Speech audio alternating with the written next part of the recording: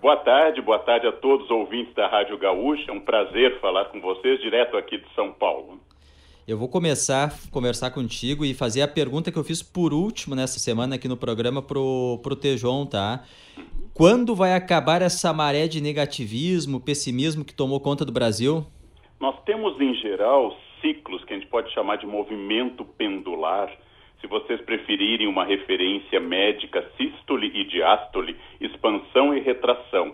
Quando nós tocarmos no fundo do poço, e ainda não tocamos, por incrível que pareça, as pessoas reagem. Há momentos na história, como a Belle Époque, o período anterior à Primeira Guerra, que são de profundo pessimismo.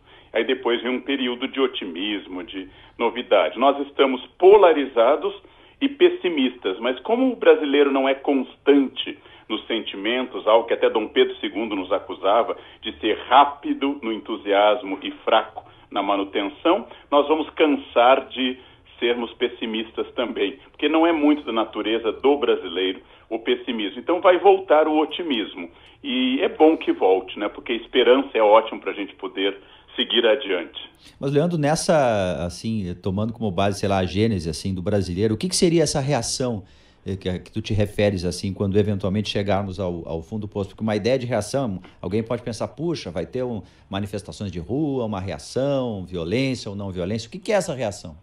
Nós somos, como eu disse, bastante rápidos na mudança de humor.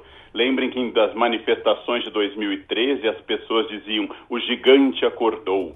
Logo em seguida o gigante dormiu de novo, roncou, e nós continuamos assim. Se nós tivéssemos tido vitória na Copa, talvez já fosse um desses pontos. Um governo eleito, seja ele qual for, pode significar uma restauração da legitimidade política que é questionada no governo Temer. Uma melhora na economia pode ser muito significativa nesse momento. Então, fatos concretos, mais o cansaço desse pessimismo. Vejam que nós estamos no fundo do poço econômico, em meio a uma crise política, mas produzimos memes sem parar na internet. É verdade. Né? Um melhor que o outro. É como se nós ríssemos de nós mesmos. E isso é importante, inclusive, rir de si, porque diminui um pouco o senso de importância da tragédia. É bom que a gente ria um pouco da nossa própria dor, até para achar um caminho para solucioná-la. Mas como tudo, vamos comparar com uma doença, a doença sempre termina ou porque ela é curada, ou porque ela mata a pessoa. Mas ela sempre termina num dos dois casos. E também nossa crise vai terminar. Teremos um momento de crescimento de novo, mas acima de tudo, quem não pode perder essa esperança e esse otimismo é quem trabalha com jovem e criança, como eu, professor, como todos os professores que estão me ouvindo, todos os meus colegas, os pais, porque nós podemos ser pessimistas, mas não podemos negar aos jovens o direito de acreditar na próxima geração e nos próximos anos. O senhor é um grande defensor da escola. O que espera ouvir na campanha eleitoral dos candidatos à presidência da República? Todos mais ou menos dirão o mesmo, que a educação é fundamental, que sem educação o Brasil não vai para frente. Os programas vão dizer mais ou menos o mesmo. A escola precisa de atenção não apenas quanto à verba, não apenas quanto a dinheiro, mas a escola precisa de atenção como projeto. Por quê? Porque educação não pode ser um projeto de governo, ela tem que ser um projeto de Estado. Ela não pode durar 4 anos e o próximo governo desfazer tudo. Nós temos que ter um plano nacional. Nós precisamos ter um plano que não seja para um governo ou para a reeleição desse governo, mas para os próximos 25 ou 50 anos, ou para os próximos 100, como a Espanha propôs em determinado momento. Temos que resolver problemas estruturais. Conseguimos incorporar, por exemplo, quase todo mundo ao ensino fundamental e médio, mas diminuímos brutalmente a qualidade deste ensino. E especificamente no caso do nosso estado, o Rio Grande do Sul, restaurar a continuidade de pagamento, a continuidade de verbas, a continuidade de um projeto que ao menos garanta a sobrevivência física dos professores. Leandro, a gente tem assim uma ideia que foi sempre histórica, né, que o brasileiro é pacífico, que a gente não é um país de grandes revoluções, como aconteceram na Europa, de mudanças assim, rupturas dramáticas e tensas, enfim. Mas a gente não vê na internet, a gente não vê no noticiário da televisão tanta paz assim, ao contrário, a gente vê violência, vê agressividade até no jeito de se relacionar. Bom, a internet é um exemplo claro. O teu último livro, se eu não me engano, ele fala exatamente disso, né? Eu disse, se eu não me engano, que eu não lembro, não sei se é o último, né? Porque escreve tanto livro, Ele lançou Leandro, nessa semana. Olha, é tanto livro que... Eu psicografo. Mas, assim, que brasileiro é esse que faz o nosso país agora? Ele é, assim, tão pacífico? Ele é um brasileiro violento? Como historiador e formado pela Unicinos, do qual me orgulho muito, nós aprendemos que essa construção do brasileiro pacífico é uma construção de mídia e de um esforço cultural. Se você tomar episódios como Canudos, como a Guerra do Contestado, pegando no nosso estado do Rio Grande do Sul a violência da Revolução Federalista, que foi marcada pelas degolas sistemáticas, pelo corte da cabeça dos adversários. Verdade. Se você ler sequer uma obra ficcional fabulosa do Érico Veríssimo, que é O Tempo e o Vento, vai ver desde o estupro de Ana Terra até o cerco ao sobrado, uma sequência de violência que é uma sequência histórica. Nós somos muito violentos nos cotidianos. O que ocorre nas ruas das grandes cidades, Porto Alegre, São Paulo, Rio de Janeiro, é praticamente uma guerra civil. Nós temos quase que toque de recolher em algumas áreas aqui em São Paulo. Mas nós construímos a ideia que, como nós não temos uma guerra externa, significa que nós somos pacíficos. De fato, o último tiro que nós demos externamente no nosso território é da Guerra do Paraguai. E faz desde 1870, quando a guerra terminou, tivemos uma participação simbólica na Primeira Guerra e efetiva na Segunda Guerra. Mas como nós não somos invadidos por outro país, como não tem aqueles episódios de bombardeio de Londres, Berlim, não tem invasão do exército soviético, a gente interpreta isso como pacífico. Mas, na verdade, a nossa violência interna ela é muito grande. Por que ela não é tão notada?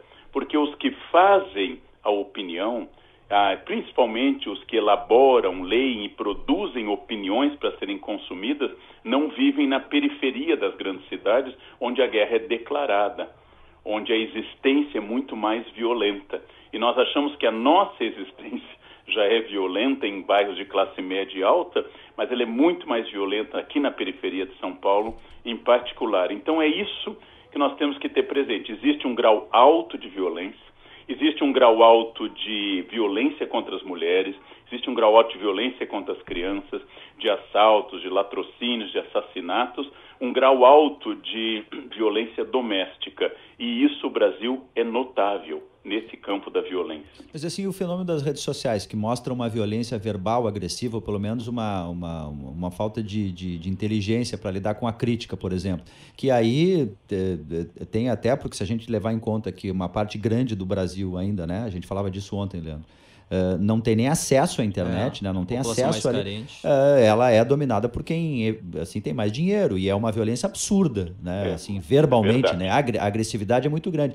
De que maneira esse fenômeno aí ele interfere nesse nosso cotidiano? A internet, de fato, ela potencializou a violência, ou ela só, sei lá, esconde a covardia de algumas pessoas, enfim?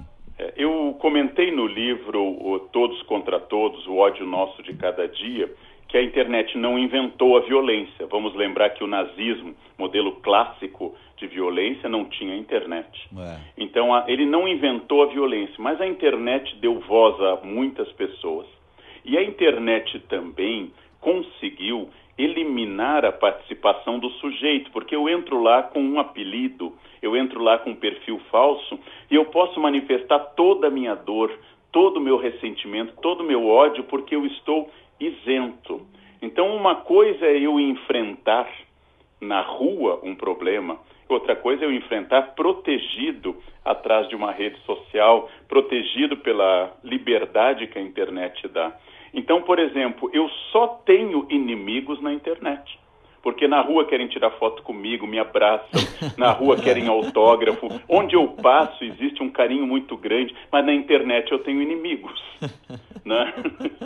E exatamente porque lá estão concentrados tanto esse ódio geral que existe, que é transferência em geral das nossas frustrações, como também lá existem projetos políticos. Em São Paulo, eu cheguei a visitar existem escritórios profissionais, onde há 50 pessoas com computadores, cada uma administrando um número grande de perfis falsos e que são pagas. Agora ataquem tal candidato. agora ataquem tal intelectual que está em evidência. E eles passam a postar sistematicamente, dando a ideia que existe uma rede de ódio, quando na verdade são projetos comerciais. Aqui em São Paulo há vários escritórios especializados em fake news e panfletos, às vezes de direita, às vezes de esquerda, às vezes de outro lado, porque a violência é ambidestra no Brasil. Ela existe à direita e à esquerda e ela é mais ou menos generalizada, só que na internet, com a omissão do sujeito, cria-se uma coragem gigantesca. Leandro Carnal, a gente fala de violência e o Brasil, mesmo no período de expansão econômica recente, até com pleno emprego, a violência continuou crescendo, todos os principais indicadores Brasil afora, inclusive aqui no Rio Grande do Sul. Isso aí é um problema, o Davi Coimbra bate muito na tecla dos princípios dos brasileiros, dos limites dos brasileiros, do respeito às regras por parte dos brasileiros. Como ex-professor de OSPB e Educação Moral e Cívica, como o senhor vê esse cenário assim, de comportamento do brasileiro?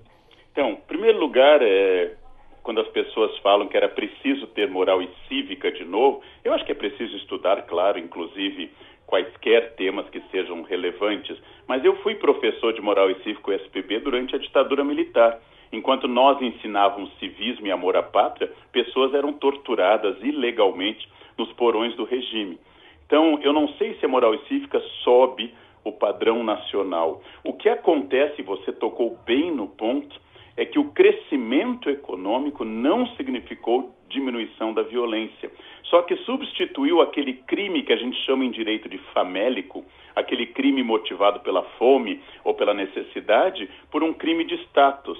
Então, se no passado se roubava para comer ou para conseguir algum bem, hoje eu roubo o seu tênis de marca, o seu iPhone de último tipo, porque eu quero o status daquilo. Não é uma necessidade de primeira grandeza, mas é o status porque não apenas nós multiplicamos a sede de status, mas expusemos pelas redes, expusemos pela propaganda para todo mundo e dando a ideia que todos imediatamente podem ter acesso a isso e quando eu não tenho, deve ser um problema e eu devo então recorrer à violência. Mas sim, você tem razão, nós temos uma dificuldade enorme com o limite e nós temos uma dificuldade enorme em entender que regra é regra, porque a nossa tradição é fazer interpretação, os advogados e filósofos chamam de hermenêutica, ou seja, a interpretação da regra e sempre adaptá-la à minha necessidade. O senhor parou na faixa de segurança, foi só um pouquinho, a lei não diz quantos centímetros você tem que parar na faixa de segurança.